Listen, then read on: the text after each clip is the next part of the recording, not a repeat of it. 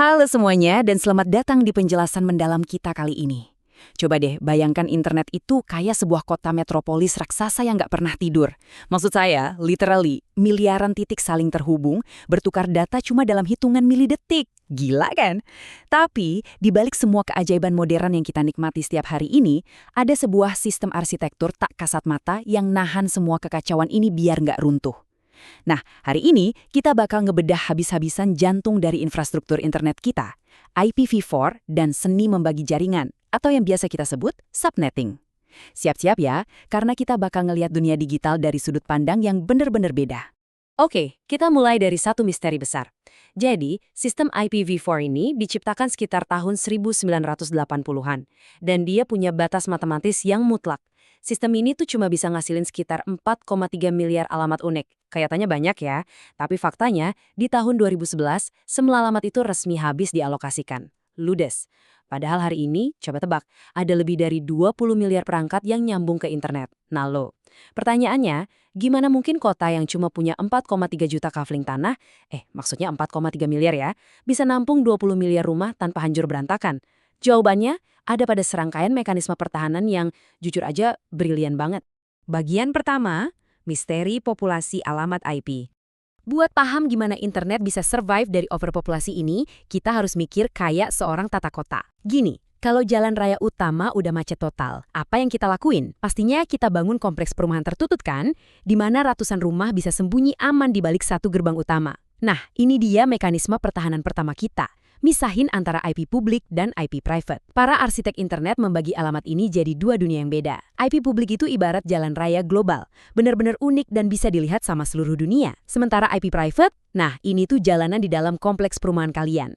Laptop, HP, sampai smart TV kalian di rumah, semuanya pakai IP private. IP jenis ini bisa didaur ulang dan dipakai barengan sama jutaan rumah lain di seluruh dunia karena mereka emang nggak pernah nyentuh internet global secara langsung. Terus siapa yang ngatur? Ada protokol super sibuk bernama NAT yang bertugas jadi satpam gerbang buat nerjemahin semua lalu lintas ini.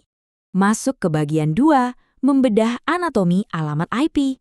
Sebelum kita mulai nata kota, pastinya kita wajib ngerti dulu dong sistem penomoran rumahnya.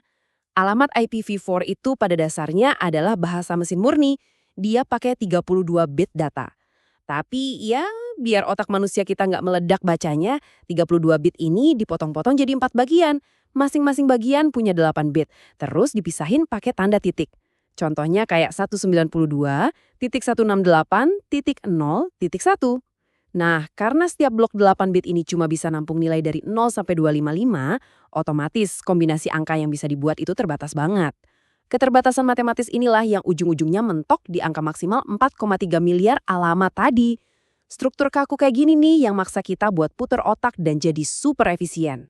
Oke, mari kita selami ini lebih dalam lagi ya. Di dalam setiap alamat IP, katakanlah alamat 192.168.0.1 tadi, sebenarnya ada dua identitas rahasia yang tersembunyi. Sebagian dari alamat itu berfungsi sebagai bagian jaringan, yang ya fungsinya persis banget kayak nama jalan tempat rumah kalian berada. Terus, bagian sisanya adalah bagian host, yang jadi nomor rumah spesifik kalian di jalan tersebut. Bayangin aja, tanpa dua informasi krusial ini, sistem digital kita bakal kebingungan dan gak akan pernah tahu kemana paket data itu harus diantar. Bagian ketiga, lalu lintas paket data. Ngomongin soal tukang pos digital, yuk kita intip sedikit gimana sih mekanika fisik dari apa yang sebenarnya lagi dikirim. Tiap kali kalian ngirim email atau streaming video, data kalian itu dipotong-potong jadi paket-paket kecil. Di dalam amplop paket itu udah pasti ada alamat sumber dan alamat tujuannya dong. Tapi nggak cuma itu loh, ada juga TOS atau Type of Service yang tugasnya ngasih jalur VIP buat lalu lintas penting, kayak video call gitu misalnya. Terus ada juga checksum. Ini tuh semacam segel matematika buat mastiin data kalian nggak rusak atau diacak-acak peretas selama di perjalanan.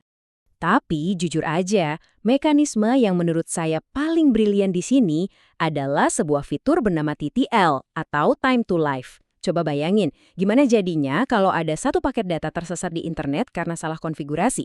Dia bisa muter-muter aja tuh dari satu router ke router lain selamanya. Kalau dibiarin, seluruh jaringan bisa lumpuh total. Nah, TTL ini bertindak kayak polisi lalu lintas yang super tegas. Dia mulai dari angka maksimal, yaitu 255. Tiap kali paket itu ngelewatin satu router, angkanya bakal dikurangin satu. Terus kalau angkanya udah nyentuh nol sebelum sampai ke tujuan, selesai, paket itu bakal langsung dihancurkan saat itu juga. Benar-benar mekanisme pengaman yang elegan banget kan?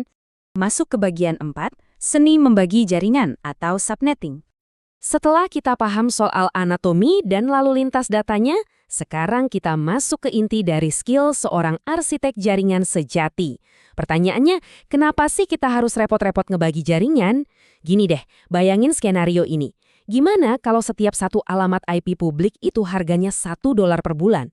Kalau kalian punya satu blok IP standar yang isinya bisa lebih dari 65.000 alamat, tapi pegawai di kantor kalian cuma 100 orang, wah itu artinya kalian buang-buang puluhan ribu dolar tiap bulan cuma buat alamat kosong.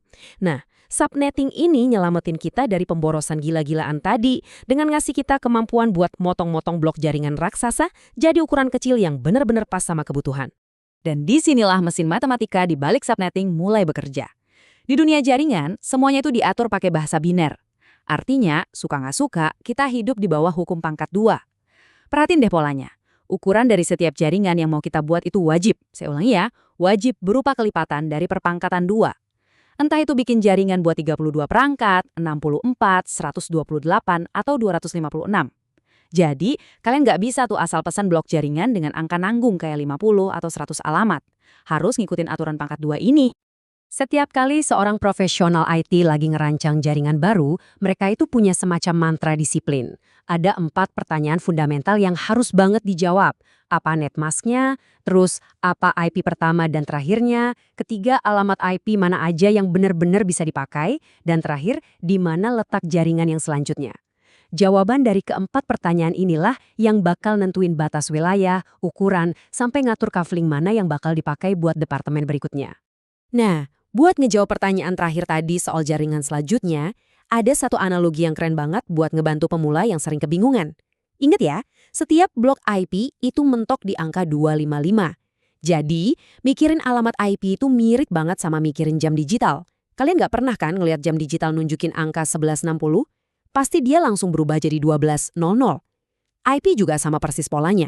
Begitu dia nyentuh angka 192.168.0.255, dia bakal ngeriset dan ngegulir ke blok berikutnya jadi 192.168.1.0. Masuk akal kan? Bagian kelima, praktik jaringan di dunia nyata.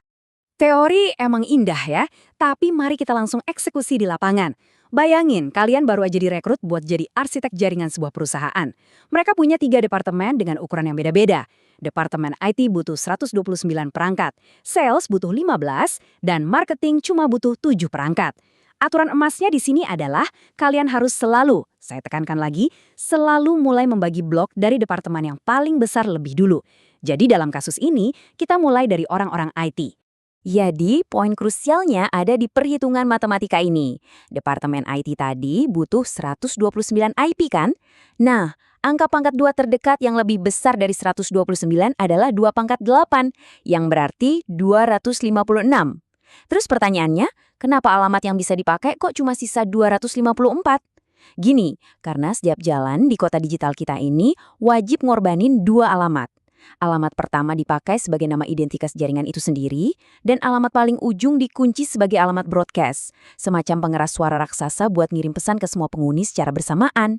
Makanya, rumus mutlaknya selalu kurangi 2 dari total ukuran blok kalian. Tentu aja, semua desain brilian ini nggak bakal hidup kalau belum disambungin ke perangkat keras kayak router. Tapi di sini sering banget ada kebingungan istilah. Di dunia networking, kata port itu merujuk ke lubang fisik tempat kalian benar-benar nancepin kabel jaringan. Beda sama interface. Kalau interface itu adalah perwujudan logis dari port tadi di dalam perangkat lunatnya. Dan justru di interface inilah kita naruh alamat IP hasil hitung-hitungan capek kita tadi. Dan pada akhirnya, semua ini bermuara langsung ke komputer yang ada di depan kalian. Biar laptop Windows kalian bisa nyamplung ke kota digital ini dan ngobrol sama dunia luar, dia butuh 4 potong informasi yang super penting. Pertama, pastinya alamat IP-nya sendiri. Kedua, subnet mask buat ngasih tahu dia seberapa besar ukuran jaringan lokalnya. Ketiga, default gateway, yang ibaratnya alamat pintu keluar ke internet lewat router. Dan terakhir, DNS server, sang penerjemah andal yang mengubah nama website kayak google.com jadi alamat IP berbentuk angka yang dipahami mesin. Wah, nggak kerasa kita udah ngebedah semuanya ya. Mulai dari keterbatasan matematis 4,3 miliar alamat, sampai belajar gimana cara ngitung dan ngebagi subnet yang efisien buat sebuah perusahaan. Yep, IPv4 ini emang umurnya udah lumayan tua, tapi arsitektur dan logika brilian di baliknya itu loh, tetap jadi tulang punggung dunia modern kita sampai detik ini. Jadi, dengan semua insight baru ini, gimana nih cara kalian nerapin prinsip efisiensi dan struktur ini ke proyek atau jaringan kalian berikutnya? Terima kasih banyak udah mau nyelam bareng saya hari ini buat mecahin misteri ini. Sampai jumpa lagi di penjelasan mendalam kita yang selanjutnya.